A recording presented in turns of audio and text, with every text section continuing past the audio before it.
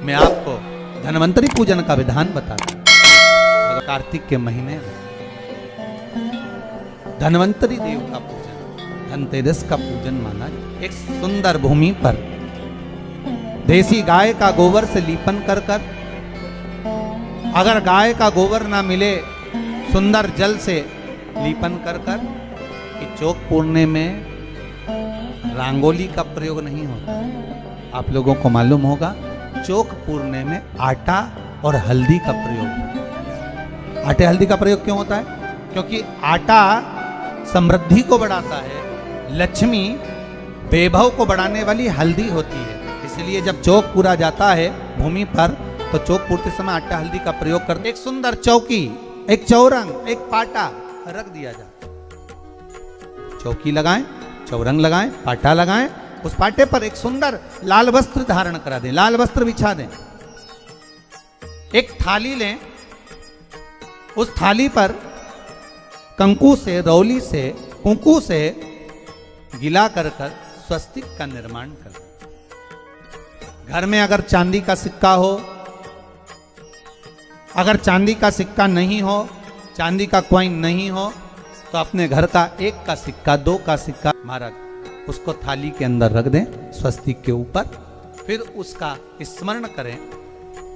आटे के 7 दिए बनाएं, एक थाली में, एक प्लेट में रख लें।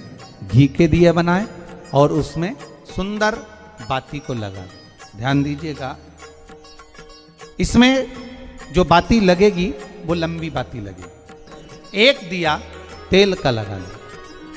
तेल का जो दिया लगाया है, जहां पर आपने सिक्का रखा है, कॉइन रखा है, उसका लेफ्ट हैंड, मतलब आप ऐसे बैठे हो तो आपका सीधा हाथ की ओर आप तेल का दिया लग दें। और जो 7 दिए आपने लगाए हैं वो लक्ष्मी जी के राइट हैंड, मतलब आपका लेफ्ट हैंड हो गया, लक्ष्मी जी का राइट हैंड, आपका लेफ्ट हैंड हो गया, आपका उल्टा हाथ। वहां पर 7 दिए जो आपने प्रज्वलित करे हैं वो प्लेट में रखें। सुंदर थाली जो आपने पूजन के तैयार करी है उसमें कुंकू, रोली, हल्दी, अबीर, गुलाल, चंदन, मौली, लाल धागा, मौली, अमरबेल के टुकड़े, कमलगट्टे, हल्दी की गांठ, सुंदर भाव में उसको रखें। जल का पात्र सुंदर आनंद से, जो क्वाइन चांदी का और देसी क्वाइन आपने जो रखा है उसका जल से पूजन करें। क्वाइन का पूजन करें, कंकु आदि से पूजन करने के बाद दोनों सिक्कों को उठा लें।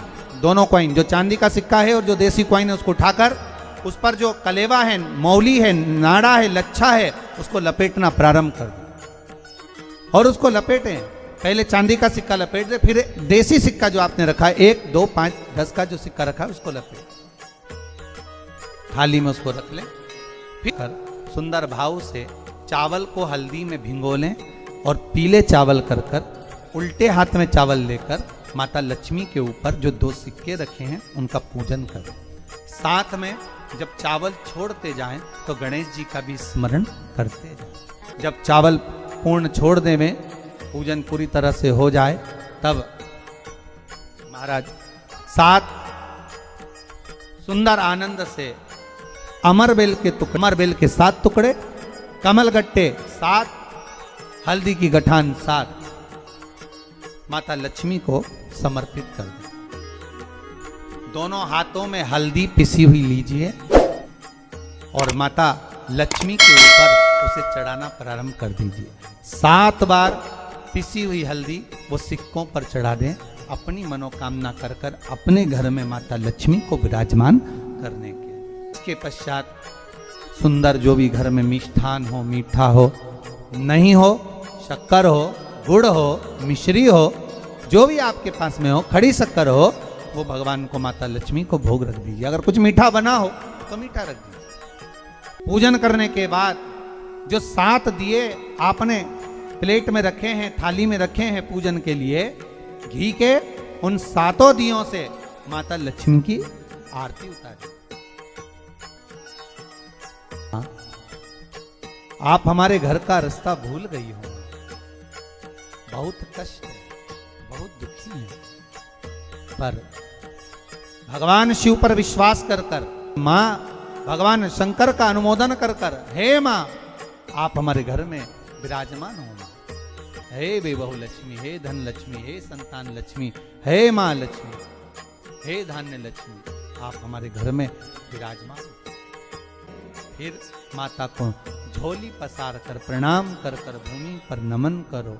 जब झोली पसार कर प्रणाम करें, झोली को अपनी ओर गिरा लें और माता को नमन कर कर जो 7 दिए आपने लगाए हैं, उन 7 दिए को अलग अलग स्थान पर ले जाकर, जैसे घर के हॉल में, एक रसोई घर में, एक जहां पर आप लक्ष्मी रखते हो उस स्थान पर, एक घर के द्वार के पास में, एक तुलसी के क्यारे के पास में, ऐसे अलग अलग 7 स्थान पर उन दीप को रख दिया है। एक भगवान का जहां पूजन हुआ है, लक्ष्मी की जहां आराधना करी, एक दीप वहां पर भी रखा जाए। जो तेल का दिया लग रहा है उसके पास आए हो, जो भी वस्तु आप नहीं लेकर आए हो उसका भी पूजन उसी दिन कर लेना चाहिए।